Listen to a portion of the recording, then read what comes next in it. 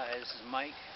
What I have for you today is a shift trap box uh, with live bait. Um, and it could be used without live bait, but it's much more effective if you use live bait. And the reason why I say shift is because it's illegal to use live bait and it's unethical. But if society were to break down, uh, for me anyway, and I think for most people, some of that stuff goes out the window, and it's time to support your family and try to survive. You're not worried about, you still respect the animals, but you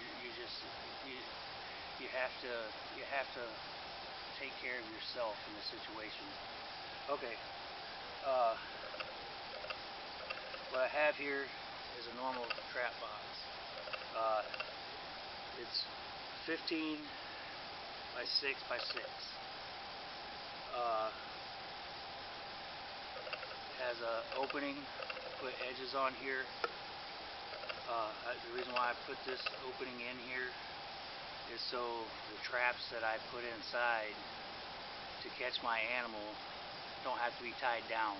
They're not going to get taken away because they can't come out of the hole, the opening. And I know what you're waiting for, the live part. Okay. I just put a loop of mechanics wire on here. It's ease of carrying. It's your tie off if you need a tie off, and it's also your hinge, so it works well. What I have inside here, inside this box, I'll try to show it to you a little better. But inside here, what I have is a piece of plexiglass. I have 2 sets of guides in here for placing that. It can't come up because the lid is on, so it can't come up. I put holes in it. That's not only for oxygen, it's also to circulate the scent of the mouse. If you're going to put a live mouse in here, if you don't know how to catch a live mouse, maybe I'll do a video on it. Those are very easy to catch with like a bucket trap. But with the breakdown of society, the old ways would come back. The 1800s, the early 1900s, they would come back. You wouldn't have any more textiles. I will say that there is a lot of surplus cloth out there at the moment, but once those start running out, once people, especially like winter clothes, fur will come back even in the local markets. So being able to get fur is a major plus. Plus, you break it down and get rid of some of your, the way we think we're civilized in certain ways. But most likely what you're going to catch in this trap is going to be weasels. It's going to be pine marten, highly sought after fur bearers. But most people don't want to eat the meat of a weasel because it's a carnivore basically. But you can, if you needed to. Not only are you trapping for fur, you could trap for meat.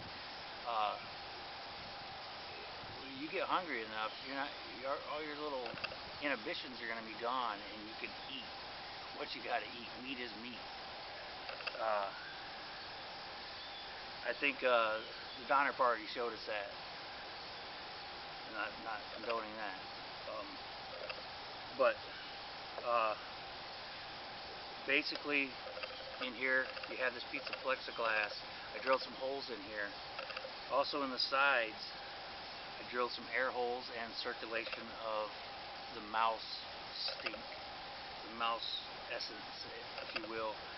Anybody that's owned a rodent, from a gerbil, a hamster, guinea pig, they seem to piss like every couple minutes, man. And you can smell them. You walk in a room and you know somebody owns you walk in somebody's house, you know they own a guinea pig. It's just how it is.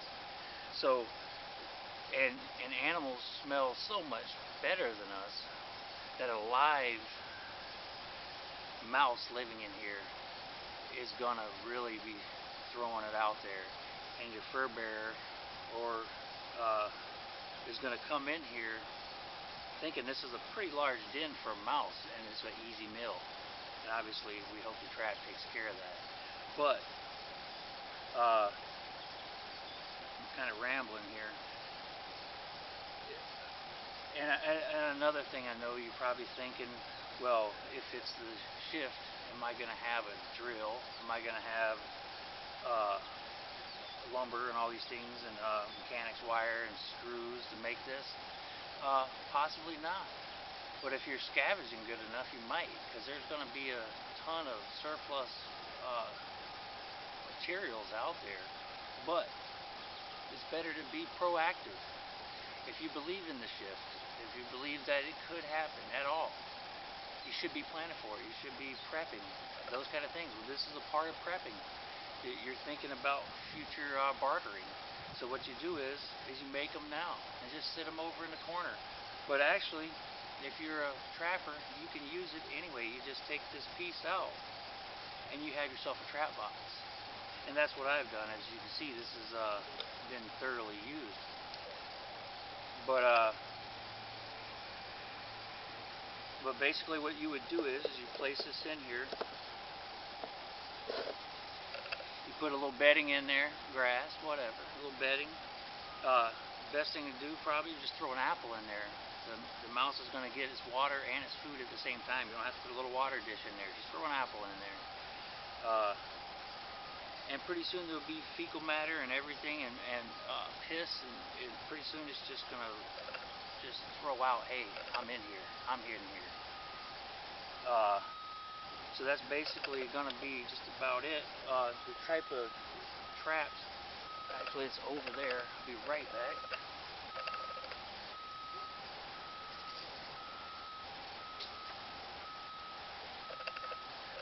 The type of trap